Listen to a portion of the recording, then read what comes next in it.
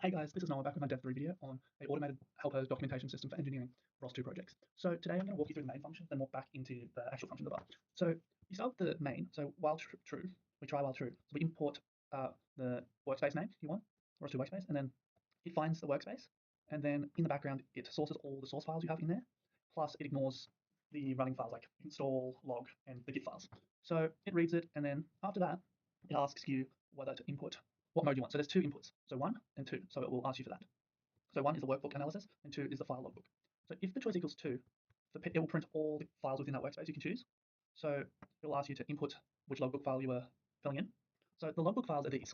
So when it's doing its analysis, it will read the template, the whole source file, and within the scope, so no logbooks, none of that, just the pure source code, and then the README for it. So it gives it a lot of context. So when we go back to here, so it's reading all that, and then it asks you to add any more information you want to add.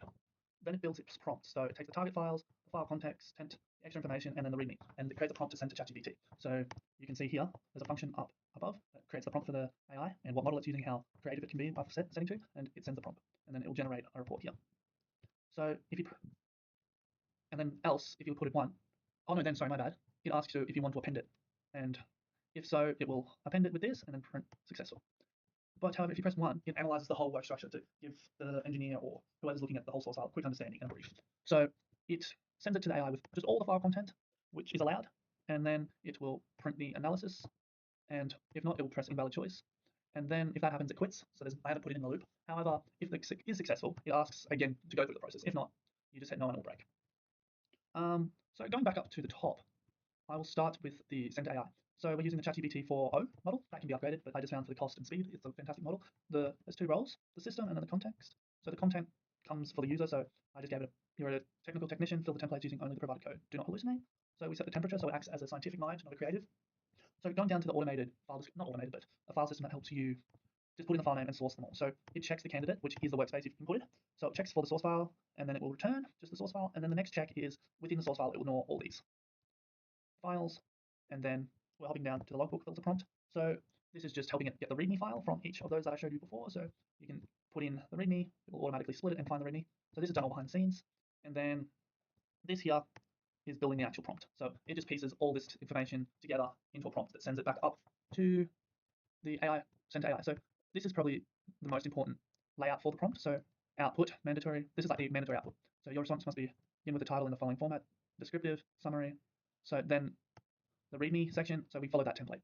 So as you can see, you can read through this, and then we're back to the main. So I'm going to demonstrate it by running it on one of my other projects. So we'll just do a quick summary and then also a analysis of one of the files.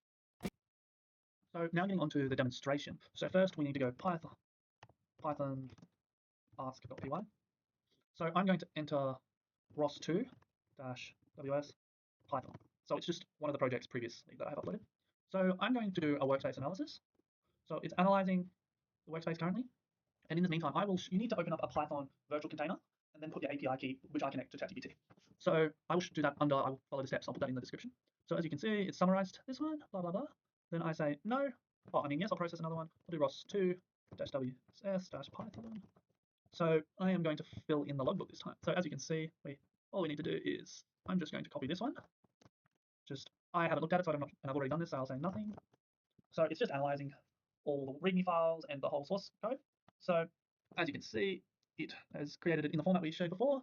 So the files it has, and then just goes through, it's a hello world, just what changes. So you can keep doing this every time you make a change, and then you put the change in the actual extra information. So I'm going to say no because I don't want to append it, and no. So that just terminates. That is the demonstration. That's a wrap. Thank you for listening, and I hope this was informative. Stay tuned for next week's Div 4.